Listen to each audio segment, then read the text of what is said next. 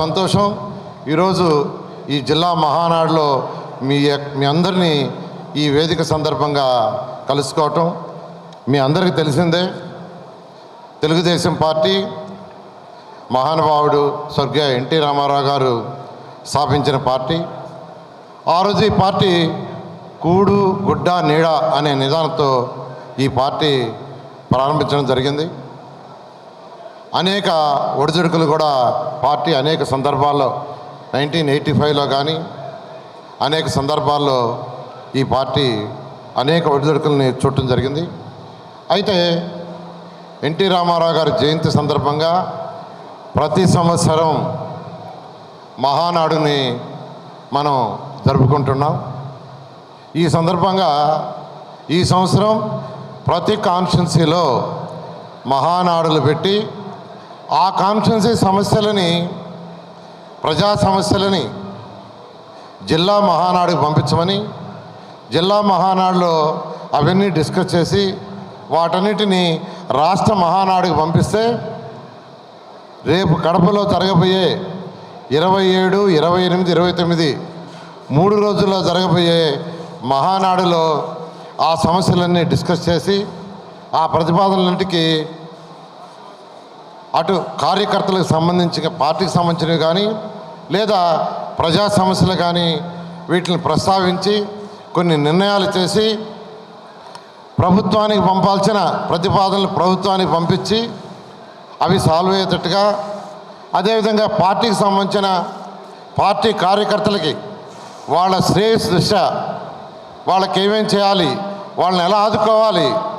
ఎందుకంటే ఈరోజు ఎన్డీఏ ప్రభుత్వం వచ్చిందంటే అటు బీజేపీ, జనసేన, తెలుగుదేశం కలిసి 2024లో కంటెస్ట్ చేయటం, గత ప్రభుత్వానికి, గత పార్టీని కేవలం 11 సీట్లకే పరిమితి చేసి ప్రతిపక్ష హోదా కూడా లేకుండా చేసిన కార్యకర్తల్ని ఎలా ఆదుకోవాలనేది కూడా ఆ తీర్మానంలో చేయబోతున్నారు. ఈ విధంగా ఈ మహానాడు కడపలో 27, 28, 29లో జరుగుతుంది. దానికి అందరూ కూడా హాజరు కావాలని తెలియజేస్తూ ఈ మహానాడు సందర్భంగా, జిల్లా మహానాడు సందర్భంగా జిల్లాలో ఉన్న తెలుగుదేశం కార్యకర్తలందరికీ నా యొక్క శుభాకాంక్షలు తెలియజేస్తున్నాను. ఈరోజు అధికారం వచ్చిందంటే గత ప్రభుత్వం అనేక మందిని అనేక రకాలుగా వేధించింది. కొందరిని జైళ్ళలో పెట్టింది, కొందరి మీద అనేక కేసులు పెట్టారు, వాళ్ళ ఇళ్ళని ధ్వంసం చేశారు, బెదిరించారు, లాక్కున్నారు, నాన్ బెయిలబుల్ కేసులు పెట్టారు. ఇలా గత ప్రభుత్వం చేసిన అరాచక పాలనకే ప్రజలు బుద్ధి చెప్పి తరివేశారు. అందుకనే ముఖ్యమంత్రి గారు ఇప్పుడు ఏది చేసినా ప్రజా పరిపాలన, ప్రజలకు ఇబ్బంది లేకుండా ఈరోజు అటు సంక్షేమము, అభివృద్ధి రెండింటినీ 2 కళ్ళుగా చూసి ఈరోజు ముందుకు తీసుకుపోతున్నారు.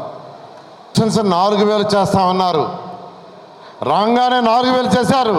అంతేకాకుండా మహిళలకి 3 గ్యాస్ సిలిండర్ ఇస్తామన్నారు. డబ్బులు లేకపోయినా మాట తప్పకూడదని 3 గ్యాస్ సిలిండర్లు ఇచ్చారు.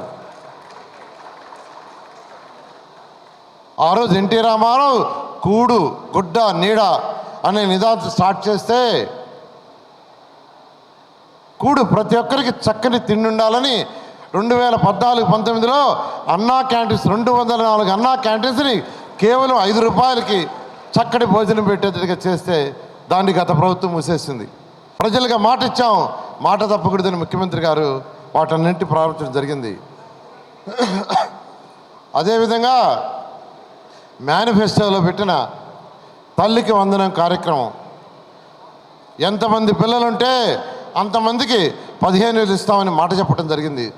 దాన్ని కూడా రేపు రాబోయే జూన్లో, అంటే జూన్ 12వ తేదీ నుంచి స్కూల్స్ తెరుస్తారు.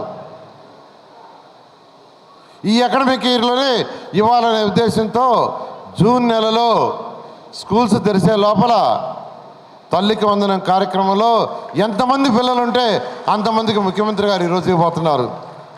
అదేవిధంగా అన్నదాత సుఖీభవ, డబ్బులు లేవు కానీ రైతు సోదరులకు చెప్పారు, కేంద్ర ప్రభుత్వం 6,000 మనం 14,000 ఇస్తామని, అది కూడా జూన్ నెలలో ఇచ్చేదానికి ముఖ్యమంత్రి గారు అన్ని విధాల ప్రయత్నిస్తున్నారు. అదేవిధంగా మహిళలకు ఉచిత బస్సు ఇస్తామని మేనిఫెస్టోలో పెట్టడం జరిగింది. దాన్ని కూడా ఆగస్టు నెలలో ప్రారంభించేదానికి ముఖ్యమంత్రి గారు అన్ని విధాలా ప్రయత్నిస్తున్నారు. ఖజానాలో డబ్బులుంటే ఎప్పుడో ప్రారంభించేవాళ్ళు, కానీ లేవు. కానీ వారికి ఉన్న అపార అనుభవంతో ఈరోజు ఒక్కొక్కటి చేసుకుంటూ వస్తున్నారు.